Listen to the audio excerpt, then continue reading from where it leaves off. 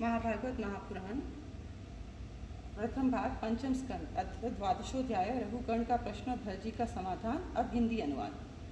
राजा रघुगण ने कहा, भगवान, मैं आपको नमस्कार करता हूँ। आपने जगत का उद्धार करने के लिए ही ये देह धारण किया है। योगेश्वर, आपने परमानंदमय स्वरूप का अनुभव करके आप इस स्थूल शरीर से उदासीन हो गए हैं तथा एक जड़ ब्राह्मण के वेश से अपने नित्य ज्ञानमय स्वरूप को जनसाधारण की दृष्टि से ओझल किए हुए हैं।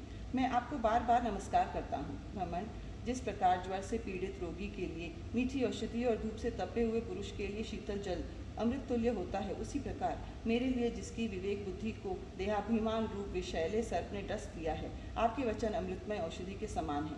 देव, मैं आपसे अपने संशयों की निवृत्ति तो पीछे कराऊंगा। पहले तो इस समय अपने जो अध्यात्म योगमय उपदेश दिया है उसी को सरल करके समझाइए। उसे समझने की मुझे बड़ी उत्कंठा है। योगेश्वर, आपने जो ये कहा कि भार उठाने की क्रिया तथा उससे भी श्रम रूप फल होता है, वे दोनों ही प्रत्यक्ष होने पर भी केवल व्यवहार मूल के ही हैं, वास्तव में सत्य नहीं हैं। वे तत्व विचार के सामने कुछ भी नहीं ठहरते। सो इस विषय में मेरा मन चक्कर खा रहा है। आपके इस कथन का मर्म मेरी समझ में नहीं आ रहा है। जड़भरत ने कहा, पृथ्वीपते, ये देह पृथ्वी का विकार है। पाषाण आदि से इसका क्या भेद है? जब ये किसी कारण से पृथ्वी पर चलने लगता है तब इसके भारवाही आदि नाम पड़ जाते हैं। इसके दो चरण हैं, उनके ऊपर क्रमशः टखने, पिंडली, घुटने, जांघ, कमर, वक्षस्थल, गर्दन और कंधे आदि अंग हैं। कंधों के ऊपर लकड़ी की पालकी रखी हुई है।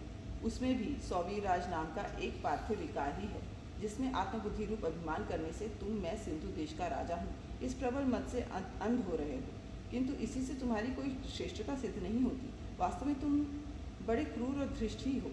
तुमने इन बेचारे दीन दुखिया कहरारों को बेगार में पकड़कर पालकी में जोत रखा है और फिर महापुरुषों की सभा में बढ़ बढ़कर बातें जनाते हो कि मैं लोगों की रक्षा करने वाला हूँ। ये तुम्हें शोभा नहीं देता। हम देखते हैं कि संपूर्ण चराचर भूत सर्वदा पृथ्वी से ही उत्पन्न होते हैं और पृथ्वी में ही लीन होते हैं।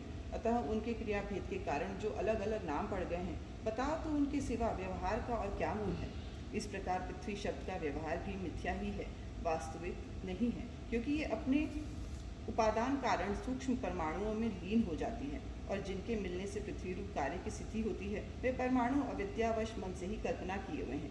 वास्तव में उनके भी सत्ता नहीं है। इसी प्रकार और भी जो कुछ पतला मोटा छोटा बड़ा कार्य कारण तथा चेतन और अचेतन आदि गुणों से युक्त द्वैत प्रपंच हैं, उसे भी द्रव्य स्वभाव आशय काल और कर्म आदि नामों वाली भगवान की माया की ही कार्य समझो।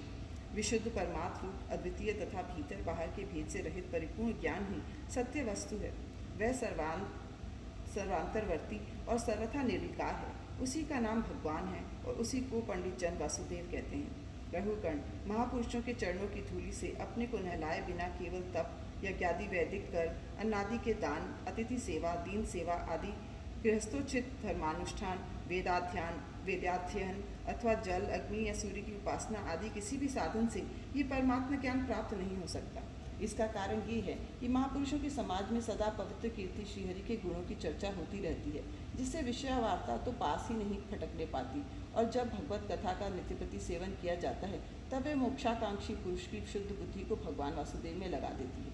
पूर्व जन्म में भरत नाम का राजा था। ऐहिक और परलौकिक दोनों प्रकार के विषयों से विरक्त होकर भगवान की आराधना में ही लगा रहता था।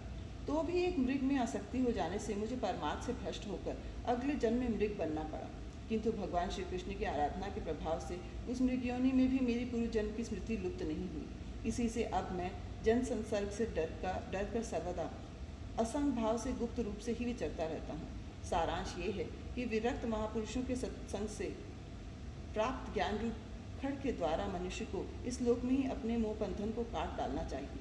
फिर श्रीहरि की लीलाओं के कथन और श्रवण से भगवत स्मृति बनी रहने के कारण वह सुगमता से ही संसार मार्ग को पार करके भगवान को प्राप्त कर सकता है। इति श्रीमद्भागवते महापुराणे पारमहंस्यायां संहितायां पंचम स्कंधे ब्राह्मण रघुगण संवादे द्वादशोऽध्यायः।